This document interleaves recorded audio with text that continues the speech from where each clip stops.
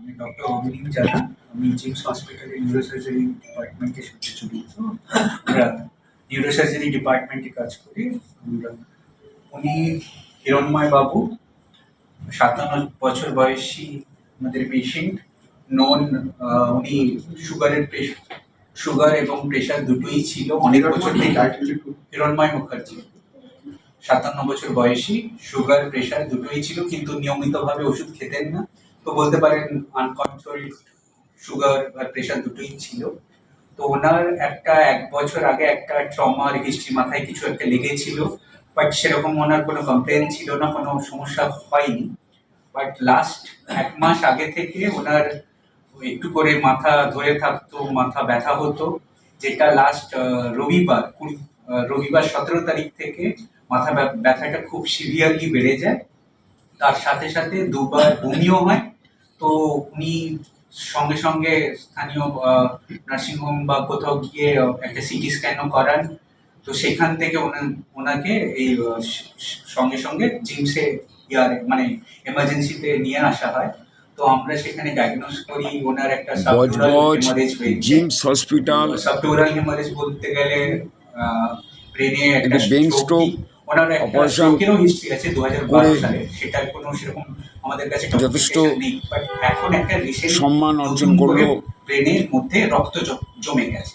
এই brain stroke operation সাথে সাথেই আর ওনার হয়েছে হিরণময় মুখার্জি নামে 57 বছর বয়সী মাথা ব্যথায় উঠতেও পারছিলেন না। তার ব্রেনে হঠাৎ দেখার পরে আমরা মাথা যন্ত্রণা করতো। অপারেশনের প্ল্যান করা হয়। এর আগেও 2 বছর আগেও নাকি ব্রেন স্ট্রোক হয়েছিল, জানা যায়। ডাক্তাররা অ্যানেস্থেসিয়া ফিট নিয়ে সঙ্গে সঙ্গে 22 তারিখে ভর্তি করিয়ে তাকে যে জায়গায় এটা হয়েছে সেখানে মাথা খুলে কেটে বিশেষ করে আমাদের রক্ত জমাট হওয়া রক্ত তুলে ফেলে আবার সেই জায়গায় খুলি বসিয়ে দিয়ে তাকে সুস্থ করে। মাত্র 21 তারপরে আবার তাকে ভর্তি করা হয়। আজকে 25শে মে তিনি সুস্থ হয়ে বাড়ি ফিরে যাচ্ছেন। এটা খুবই লাইফ থ্রেটনিং ইস্যু ছিল। যদি সঙ্গে সঙ্গে অপারেশন না করা যেত, যে কোনো মুহূর্তে কিছুও হতে পারতো, বাট হয়নি। খুব তাড়াতাড়ি অপারেশন হয়েছে। আর খুবই এই জিমসে খুব ভালোভাবে অপারেশন কন্ডাক্ট হওয়ার পরে উনি দেখুন আজকে 25 তারিখ, উনি এখন ডিসচার্জেবল সবকিছু। And the operation has been done by doctor Chirantan Banerjee, যিনি নিউরোসার্জন আমাদের এখানে। ওভারঅল ওনাকে একদিন অপারেশনের পরে আইসিইউতে রাখা হয়েছিল অবজারভেশনের জন্য। তারপরে খুব তাড়াতাড়ি ওনার রিকভারি হয়। সমস্ত ইনজেকশন থেকে তারপরে ওরাল মেডিকেশনে তৈরি করা হয়। এখন তো ওনাকে খেতে দেওয়া হয়েছে, উনি খেতেও পাচ্ছেন, কোনো সমস্যা নেই তো না।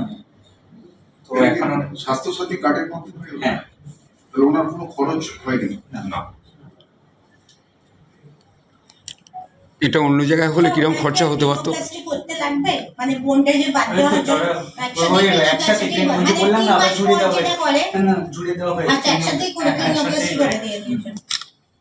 আর ডাক্তারবাবু যেটা কথা বল সেটা হচ্ছে, উনি যখন এসেছিলেন তখন উনি কি কন্ডিশনে এসেছিলেন? ওনার খুবই সিভিয়ারলি হেডেক নিয়ে এসেছিলেন। হ্যাঁ, একেবারে বলবো না যে আনকনসিয়াস অবস্থায়, বাট অলমোস্ট মানে আরো কিছুক্ষণ যদি সময় অতিবাহিত হতো তাহলে সেটা আনকনসিয়াস না, একেবারেই হয়তো মানে হার্ট বন্ধ হয়ে যেতে পারতো। যে রকমের ব্লিডিং হয়েছিল মাথায়, সেটা যদি তৎক্ষণাৎ সঙ্গে সঙ্গে না অপারেশন করে বের করা হতো, উনি যদি একটা দিন বা 2 দিন পরে আসতেন তাহলে God knows what can.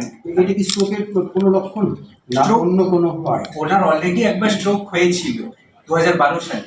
তো এখন এটা হচ্ছে ওই যে বললাম 1 বছর আগে ওনারাই বলেছেন যে একটা মাথায় জোরে আঘাত পেয়েছিলেন, যেটা সেরকম তোয়াক্কা করেননি। এই রিসেন্টলি 1 মাস থেকে ওনার মাথা ব্যথা শুরু হচ্ছে, বিকজ ওই রক্তটা জমাট বেঁধেছিল। ঝুঁকিপূর্ণ এই অপারেশনটা কি খুব বিরল? একদম খুব তাড়াতাড়ি না করলে তো ডেফিনেটলি এটা খুবই